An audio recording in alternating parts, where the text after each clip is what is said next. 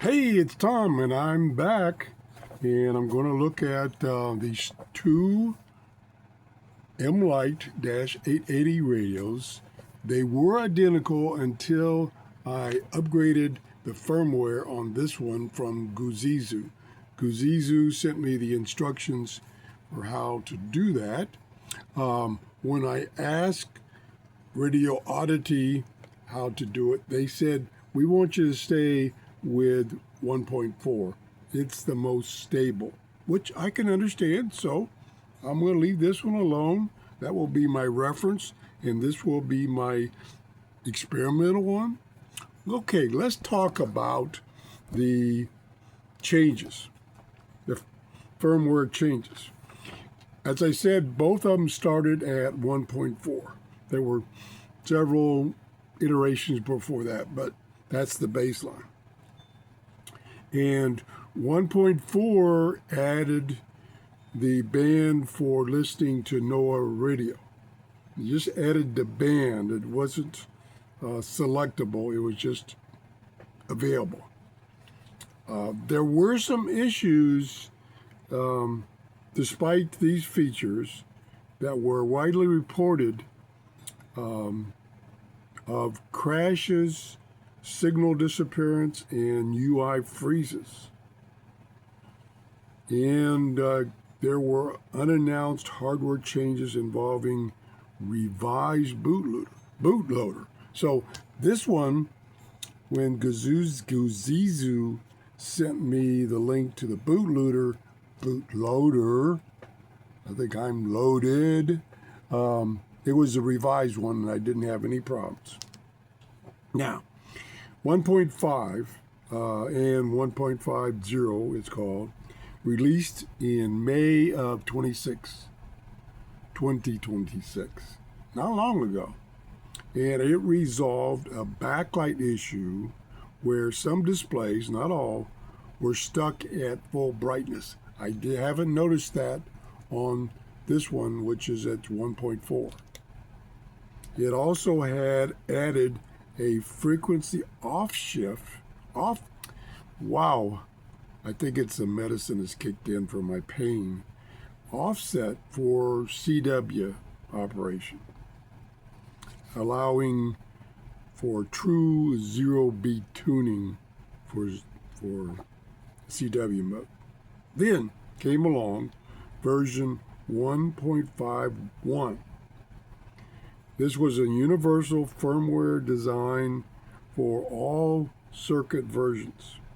It fixed the recorder file naming error, because you can record and you can name the file. There was a problem with that.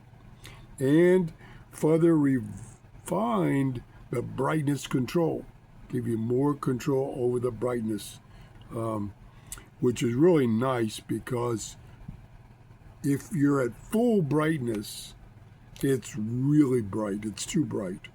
And actually, if you've got good ambient light, it's best to turn the backlight off, under my opinion. Anyway.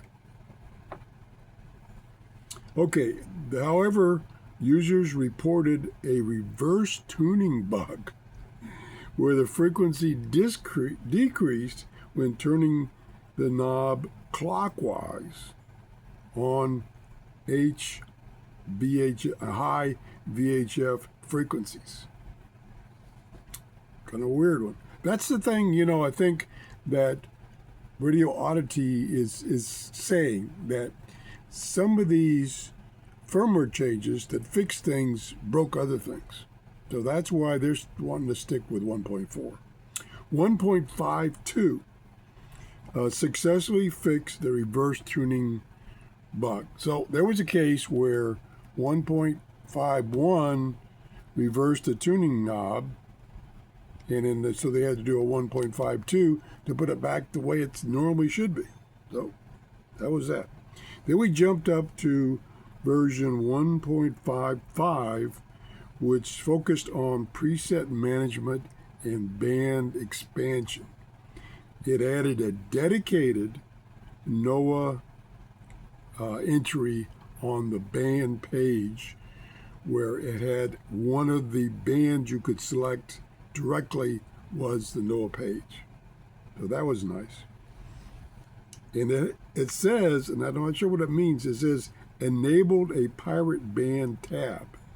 We'll have to try that one. It also expanded the medium wave preset range to 510 to 1710. The latest one, I call it fully released one, is 1.58, which is what this one has now. It was a major feature update in June, just June, last month, 2026, and it introduced selectable sideband synchronization. That's kind of interesting, and apparently from the shows I've seen, like Fred in the Shed, that works pretty good. So it would allow users to toggle between upper and sideband, lower sideband using the 9 button to avoid interference. And then the one that's coming is version 1.6, which promised by the manufacturers to specifically resolve issues where older hardware remained deaf on frequencies above 148 megahertz. That'll be interesting. So with this list of firmware versions that I found, it had a warning that said when you're updating from 1.4, you might have a problem in brick, making it useless radio. So I think that's why Radio Oddity is like, we don't want to try that. We're just going to leave it at 1.4 for now. They said they will be releasing in their newest radios a new firmware version and allow you to update, or recommend you update your firmware to that. So that's where the firmware versions are.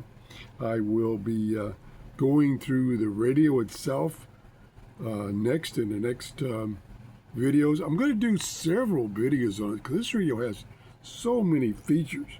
For instance, it will tune medium wave, long wave, short wave from 100 kilohertz to 299 kilohertz on AM shortband, CW, and SAM modes, as I mentioned. It will tune the FM band, and it will tune the NOAA band, the 2 meter and 440, 2 meter and 4 meter band, amateur band, and I mentioned the FM band, and it has a ton of settings. Now, one thing that I noticed that I liked about these radios is the menus are intuitive. Now, I did a review of a radio not too long ago, and the menus were so confusing about which one to use, how to get to it. This radio, the menus are straightforward. Let me just quickly just show you the menus. I'm not going to go through them, I'm just going to show them to you.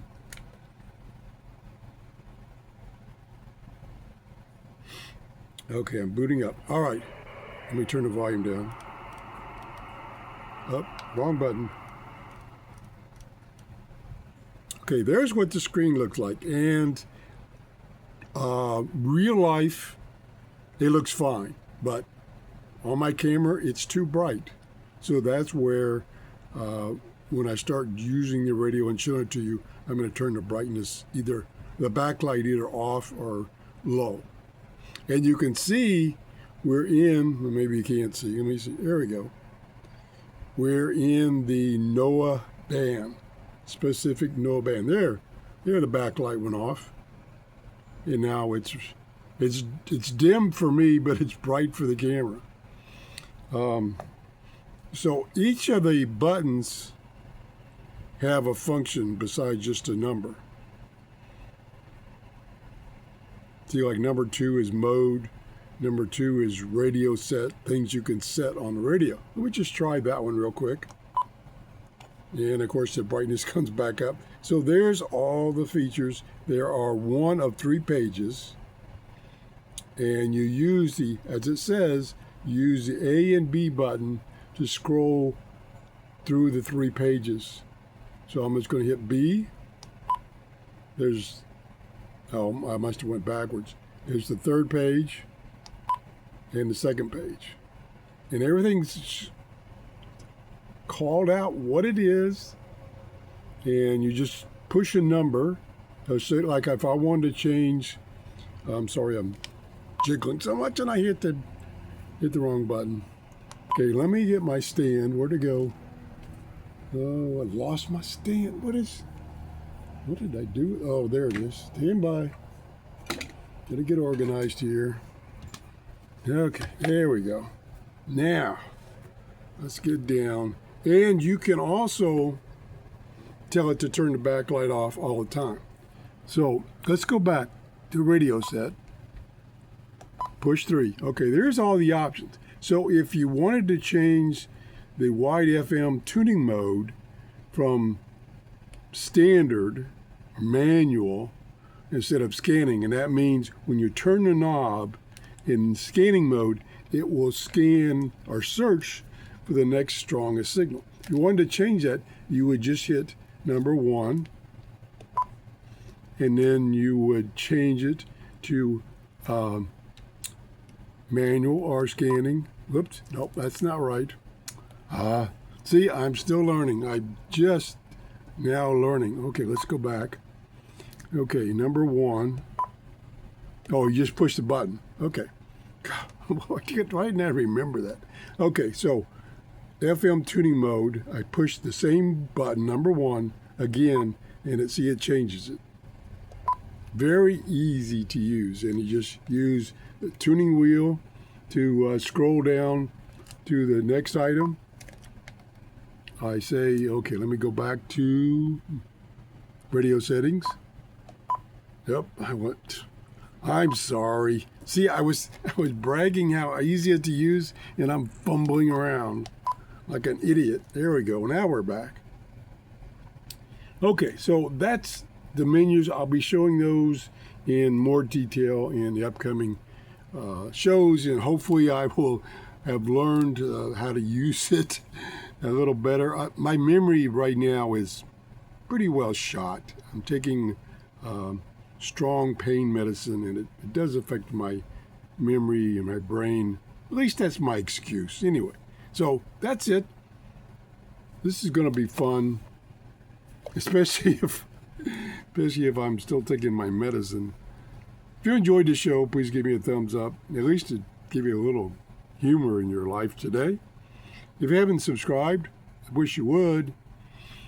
And what else is I supposed to say? Oh, I'm supposed to say, have a great day. Bye-bye.